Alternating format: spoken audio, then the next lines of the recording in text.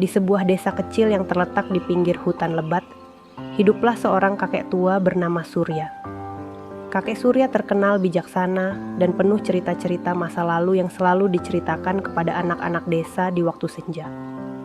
Meski tubuhnya sudah renta, hatinya masih sekuat baja, dan setiap pagi ia berjalan-jalan ke hutan untuk mencari ramuan obat-obatan tradisional.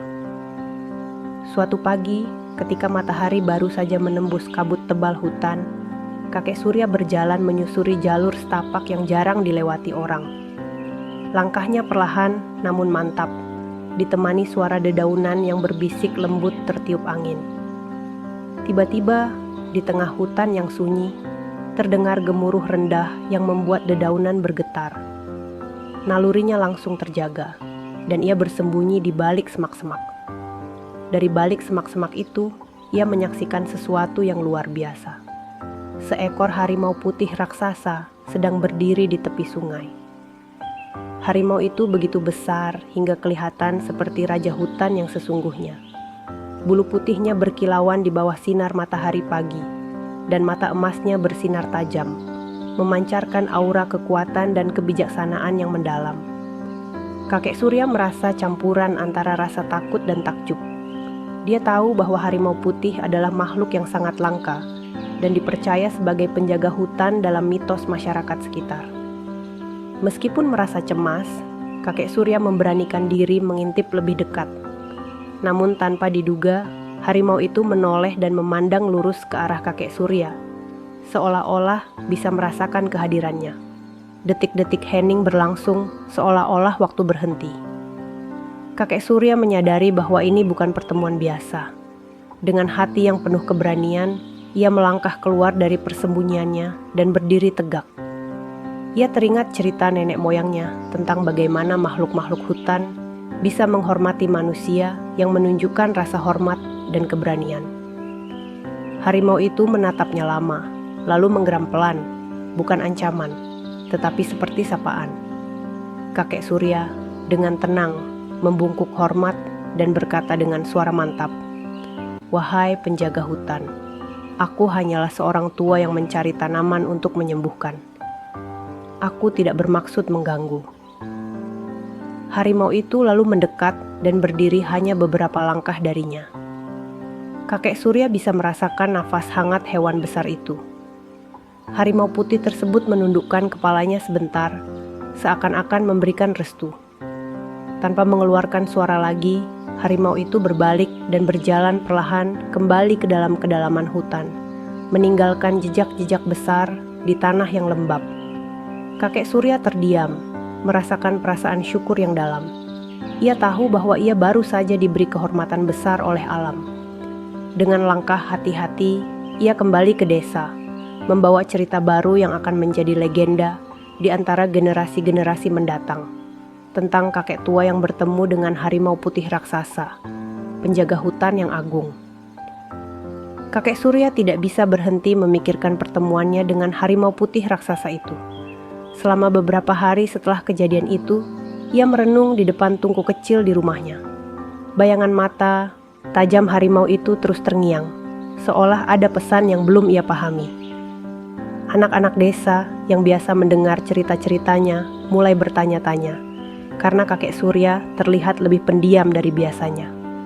Namun, pada malam ketiga setelah pertemuan itu, mimpi aneh mendatangi kakek Surya. Dalam mimpinya, ia berdiri di tengah hutan, di sebuah tempat yang asing. Ada sebuah pohon raksasa dengan akar-akar yang menjalar seperti ular, dan di bawahnya mengalir sebuah sungai bercahaya. Dari balik pohon itu, harimau putih muncul lagi. Kali ini, ia tidak hanya diam, tetapi berbicara. "Kakek tua," suara harimau itu berat dan dalam, bergema di seluruh hutan. "Kau telah dipilih oleh hutan ini. Ada bahaya yang mengancam, dan aku membutuhkan bantuanmu." Kakek Surya terbangun dengan jantung berdegup kencang. Ia merenungi mimpi itu semalaman. Ketika fajar tiba, ia memutuskan untuk kembali ke hutan, ke tempat di mana ia pertama kali bertemu harimau putih. Dengan membawa tas anyaman yang berisi sedikit bekal, ia melangkah menyusuri jalur yang sama.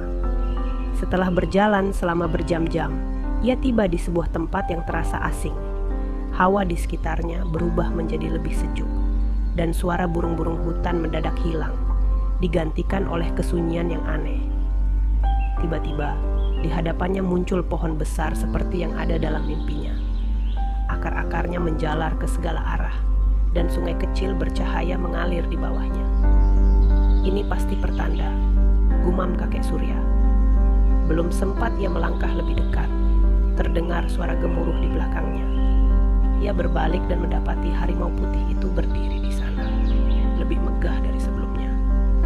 Harimau itu berjalan mendekat, lalu duduk di hadapannya. "Ada sesuatu yang harus kau lihat," kata harimau itu. Harimau itu kemudian berjalan ke arah pohon besar, dan kakek Surya mengikutinya. Di balik pohon, ia melihat sesuatu yang mengejutkan. Sebuah celah besar di tanah, seperti pintu menuju perut bumi. Dari dalam celah itu, keluar hawa panas dan aroma busuk yang menusuk hidung. "Roh-roh jahat dari dalam bumi mulai merasuki hutan ini," kata harimau putih. "Mereka meracuni tanah, membunuh pohon, dan mengancam keseimbangan. Kau adalah satu-satunya yang bisa membantu menghentikannya." Kakek Surya terkejut mendengar itu. Aku hanya seorang tua yang tak punya kekuatan. Bagaimana aku bisa melawan roh-roh jahat itu?" Harimau itu menatapnya dengan penuh keyakinan. "Kau memiliki pengetahuan leluhurmu dan hati yang murni. Itu lebih kuat daripada senjata apapun. Aku akan membimbingmu, tetapi perjalanan ini tidak akan mudah." Tanpa berpikir panjang, kakek Surya mengangguk. Ia tahu bahwa menjaga hutan adalah tanggung jawabnya, terutama setelah semua yang hutan telah berikan kepada penduduk desanya selama ini. Harimau putih itu kemudian melangkah mendekat dan menundukkan kepalanya. "Pegang bulu di punggungku, dan aku akan membawamu ke tempat di mana semuanya dimulai." Dengan hati-hati, kakek Surya memegang bulu harimau putih yang halus itu. Seketika, tubuhnya terasa melayang, dan angin kencang menyelimuti mereka. Harimau itu melompat ke dalam celah besar, membawa mereka ke dalam kegelapan yang pekat. Di dalam perut bumi, kakek Surya bisa merasakan hawa jahat yang menekan dada. Cahaya dari bulu harimau putih menjadi satu-satunya yang menerangi jalan mereka. Di kejauhan, terdengar suara geraman dan raungan makhluk-makhluk yang belum pernah ia bayangkan. "Hutan ini mengandalkan keberanianmu, kakek tua," kata harimau itu. "Kau harus menemukan inti kekuatan hutan dan melindunginya sebelum roh-roh jahat ini menghancurkannya." Perjalanan kakek Surya baru saja dimulai, dan ia tahu bahwa ia harus menghadapi ujian yang akan menguji keberanian, kebijaksanaan, dan keyakinannya. Hutan dan makhluk-makhluk di dalamnya kini berada di tangannya.